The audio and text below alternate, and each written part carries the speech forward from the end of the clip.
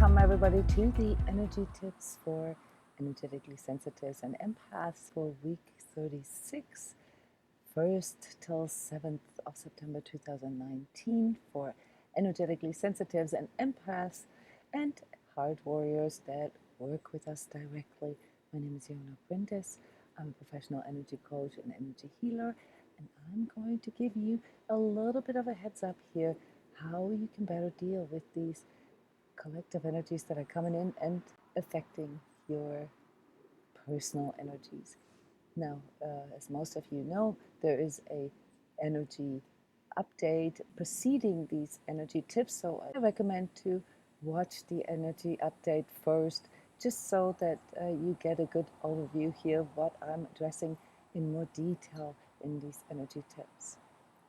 The next week is all about a new energy coming in. This is for those of you who like astrology or astronomy, not a surprise. There's a big new moon here over the weekend, and typically that marks sort of a shift change, seen as the foreboding energy for the next 4 weeks. So it's really important here in this time right now to be an active manifestor, becoming really aware of where your energies are going, what you are energizing. We all know by now that our future manifests out of what we align ourselves to in the present moment. All right, so if you want to change your future, change the way you feel in the moment.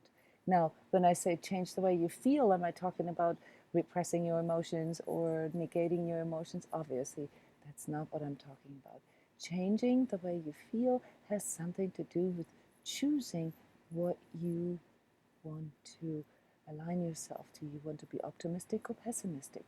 Do you want to be negative or do you want to be positive? Do you want to be hateful or do you want to be loving? Do you choose to be cooperative or do you choose to separate yourself? Those are the things that I talk about when I'm talking about feeling. Now, how this feels in our body, this is when we talk about sensations, is a whole different thing, because sometimes these outer energies can affect our body in a way that they literally, impact our physical in a way that we'd rather not have ourselves influenced by. And this is something we cannot really change, guys. That's why I often compare collective energies with weather. So you can't really, control the weather. You can't really say, oh, I only have this type of weather that I like, and I wish it could always be that way. You can move into climate zones, where you have more of this, but ultimately you'll never be able to control this. Just like we here in Florida right now with waiting for the impending doom, the hurricane approaching us. And you see me here talking about this like it's nothing.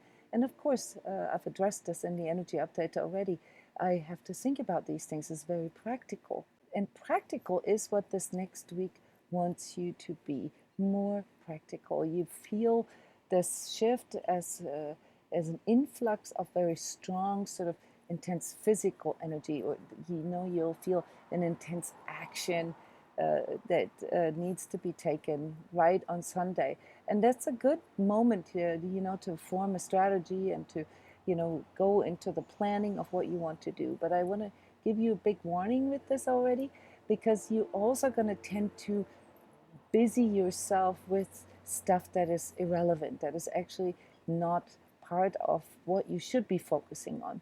First of all, the inner worrier, the part in us that constantly tries to anticipate the next move, the next step, and what to do, is going to be on high alert this next week. So your nervous system is going to be already in this slightly charged state. So you got to be careful, because this is when all these automatisms, these unconscious patterns and conditionings, when they grip. So my big tip for you here is, especially if you know that you have a tendency to do busy work, or if you know about yourself that you have a tendency to opt out when things get a little too overwhelming, to catch that, all right? To really work with this, be fully present there. Also watch your communication. the way you communicate these things that you are experiencing to yourself and others. We're going to get to this here when we talk about how this affects our relationships. The biggest problem that I'm seeing here, and this has to do with how the collective responds to this fear of uncertainty, the fear of the unknown, and all this general uncertainty that we feel right now in regards to the economy, the planet, what is going to happen with our health insurance, what is going to happen with our money, and so forth. It is this tendency to go into fundamentalism or idealism. So we're going to have to catch that too. Because, guys, what is fundamentalism? That means we go into a place that is absolutely reduced, that is absolutely, black and white. And what is black and white? Black and white is your ego, right? What is idealism? Idealism is when you go into a state that has sort of an unrealistic perfect as the goal, all right? And what does this do for you? It sets you up for failure. It sabotages you. It makes you literally energize disappointments and, these unrealistic expectations, maybe also entitlement and things like this, do nothing for you but getting you into a place of continual disappointment. All right, so you're going to have to watch this a little bit because next week will trigger this in you. The solution here that I'm offering, and you can always see this in the title, is to work on your daily routines, to really take this as an invitation, all right, to start a new routine, daily routine. In the energy update, we talked a little bit about maybe changing our consumerism, the products that we buy, the ways we treat this planet, the way we treat our space, maybe the way we treat our own body and our own energy. So this is all big part of this sort of energy awareness, self-care movement here that we are moving into as people become more and more energetically aware. So all this really means is that we are now beginning to realize that we can actually control a lot more than we think we can. But we have to learn the ABCs of this. And the first step really to learning the ABCs of energetic awareness is to learn what you can drop, the stuff that you can let go. Worrying about the world, about the planet, about politics, about things that you cannot control is a huge waste of energy. It's an energy leakage.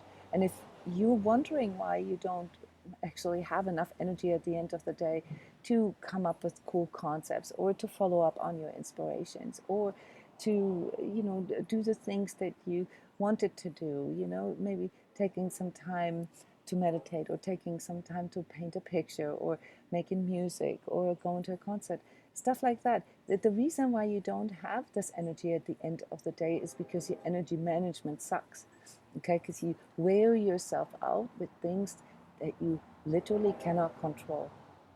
And so next week is all about realizing this and becoming more clear about this and seeing where your habits, be it the conscious or the unconscious, all right, how they are actually contributing to this. Now, you may ask, now, how can I change my unconscious habits?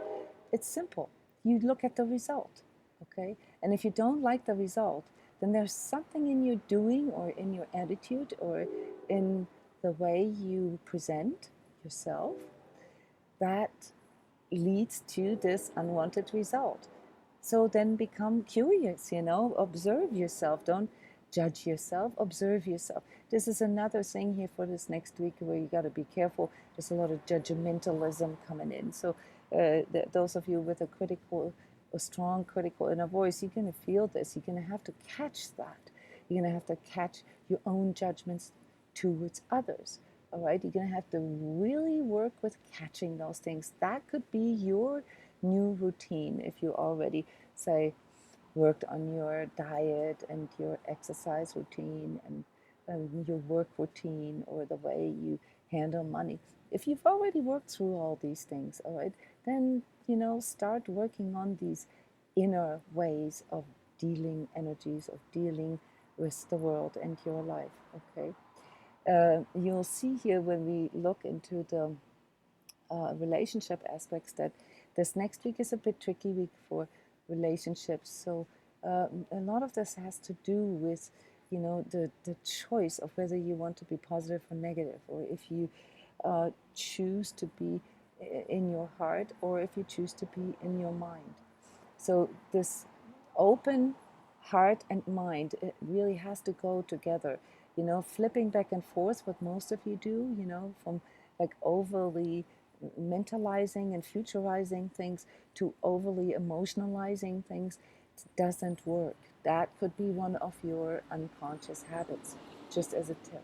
All right.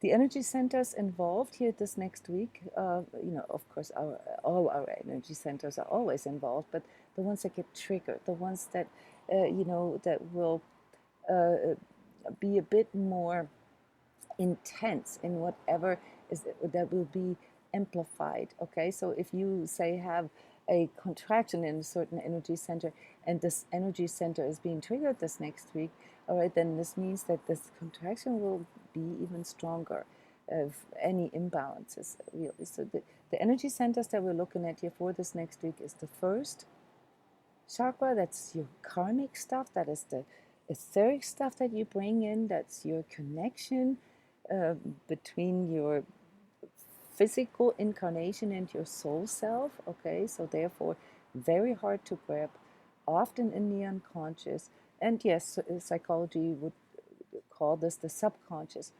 But we in energy work, we can see that there are some things that you actually can access there. You don't have to be aware of them. Okay, you can still work with your first chakra through grounding, through centering, and through self-clearing, so that these restrictions that, you know, say karmic restrictions, maybe through your karmic family attachments or through things that have come in through the trauma that you've experienced, all right? All these things will be stored in your first chakra, all right? This general feeling of not being safe in your own skin, all right? When this gets triggered, you can breathe through this. You can literally learn, you know, with energy work, how to bypass all this existential fear that comes in. And then the other aspect here for this next week is the 5th and the 6th. They come in conjunction. They're both, you know, sort of tied together and overlapping. This is all about truth, seeing truth, expressing truth, the clarity. And this is, of course, where a lot of us still need to do a little work. It's the way we communicate internally and externally. It reaches directly into our connection with higher power and how we relate to higher power, divinity, and so forth in ourselves and others. The relationship aspects that I mentioned here earlier, they will have a lot to do with this, because here some of you will probably already have by now discovered that the relationship that you have is not all what you thought it was. Not that there isn't any love, but that, you know, the attachment to your partner is maybe something that is more like an attachment to the idea of that relationship rather than the actual partner. A lot of us are actually caught in these conflicts, you know, and this comes from our automatism.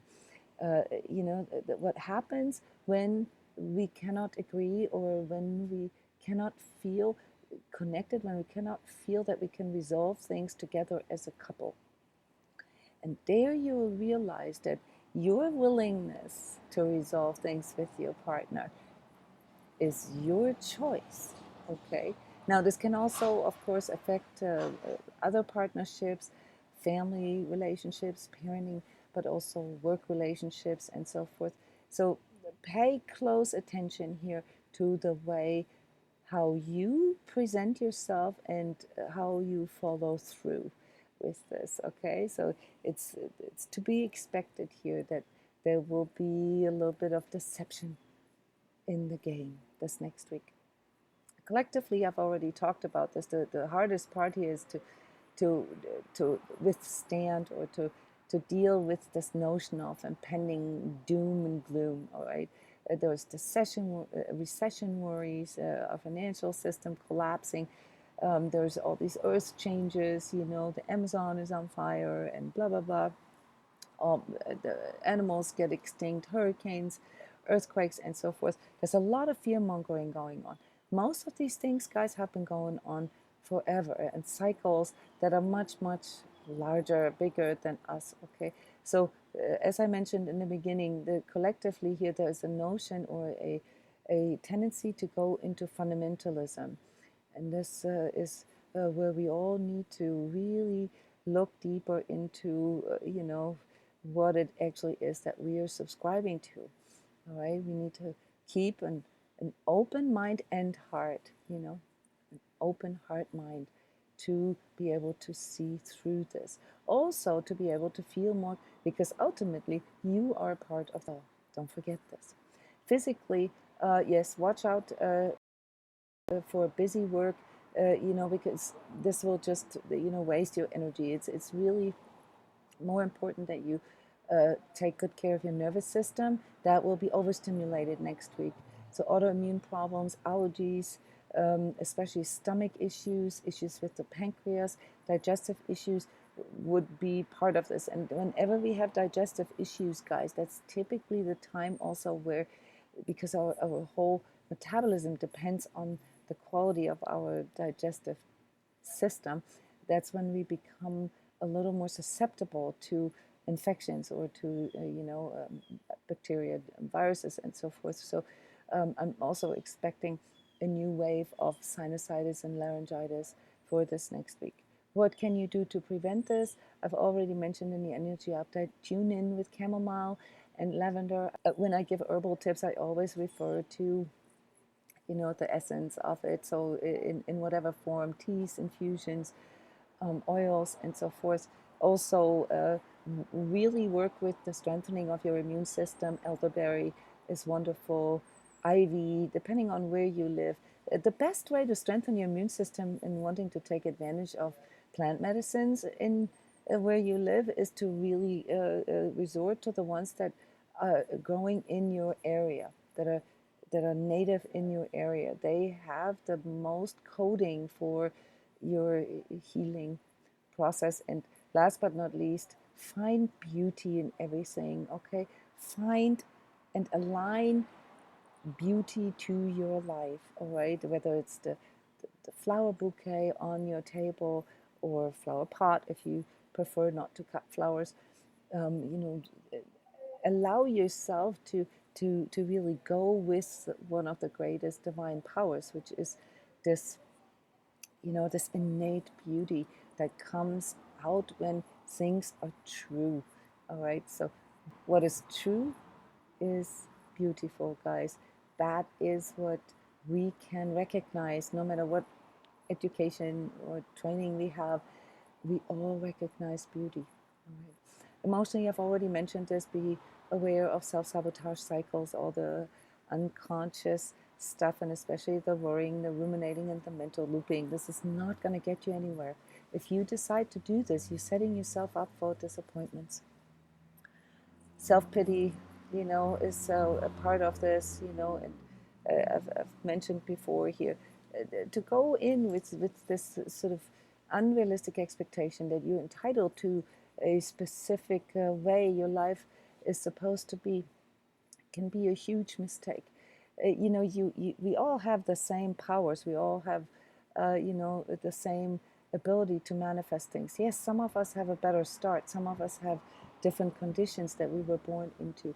But trust me, even if you have this envy sometimes towards people who were born with a silver spoon, there's a different karmic task for these people. So if your karmic task is to sort out how you can create financial, physical abundance, all right, then that's what you're going to have to deal with for the rest of your life. You're not entitled to it.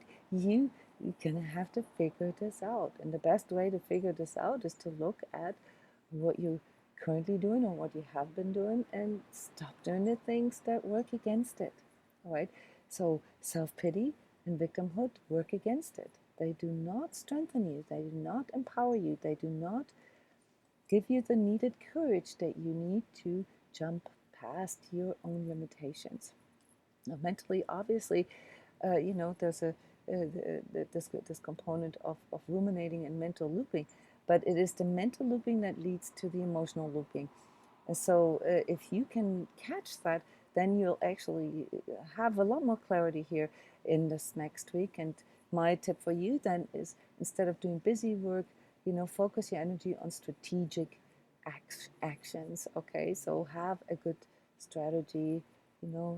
Really tune into your true heart's desire and not these idealistic, unrealistic expectations. All right, you need to adjust what you want in life with what you truly feel in your heart. So many of you waste energy because this is not congruent. All right, and really take this as or write this down on a post-it note. Don't judge your emotions. That's very, very important. Socially, in relationships, like I've said, it's a bit challenging next week. So stop focusing on what's wrong, and especially what's wrong with your partner, and what needs to change, so that you can get what you need. This isn't how this works, guys. If a relationship is true to you, there will still be things that you dislike or that need to be negotiated, that need to be resolved. But when you truly live a relationship from your heart, okay, then you have no problems with respecting and honoring the other person's needs and also their weaknesses and their limitations. Not to say that you should neglect your own boundaries, but I doubt that you all have your boundaries straightened out. So you need to adjust those to your heart's desire. There are some things that may be acceptable, say from a societal or legal, moral perspective, but they might not be acceptable for you from within your heart. Some things will just never be okay for you, and that's important that you communicate this, but without allegations, without shaming, without guilt tripping. Okay, shaming, guilt tripping, blaming, those are all dooming your relationship to fail, because there is no way to get past this judgmental and attacking type of behavior or communication. All right, all this triggers in the other is fear and counterattack or defensiveness. So the big part here for next week for you in relationships will be to learn how to speak from your heart. How to, if you have something that you criticize about your partner, you can say it out loud, but don't say, oh, because of you and because you don't and blah, blah, blah. No, say it from your own center. Say, for me, this behavior or what you do here or whatever is not okay for me. This isn't working. All right. You don't have to actually point the finger. You can just say, if this is how you want it. And here another tip, oftentimes our judgments are based on assumptions. So first ask the other person how they want it, and then communicate how you want it. And then you can say, but you know what, the way it's playing out right now is really not how I want it. So do we want to work on this together? All right. And then get a clear statement from your partner as to whether they're okay with working on this. More often than not, you'll find out that you actually have the same goals. Spiritually, this is all about serenity here. The ability to discern truth, the ability to know what you can control, what you can't control, and to find the wisdom to know the difference, and then to find the inner peace, in knowing that there will always be things that you cannot control, and to really sort of allow yourself to trust in that inner higher power that can guide you, that can carry you through the things that you cannot know or cannot control. So we call this surrender, and for many of you, this points directly at your relationship with divinity, with your inner divinity. So the True Self session next week will be great for this. And those of you who are in the Grace True Love Marathon with us right now, you're going to get a triple doses here this weekend. Yes. So don't make this such a like this conceptual thing, you know, to embody your soul self. This is actually a very, very practical thing.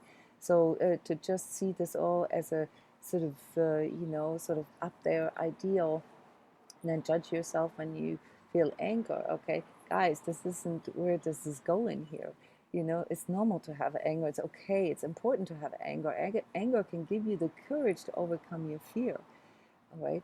You just can't, you know, latch onto it and get attached to it and then blame it onto others. So that's the part that you need to change, not the fact that you're angry. You can apply this to any other emotional state, really.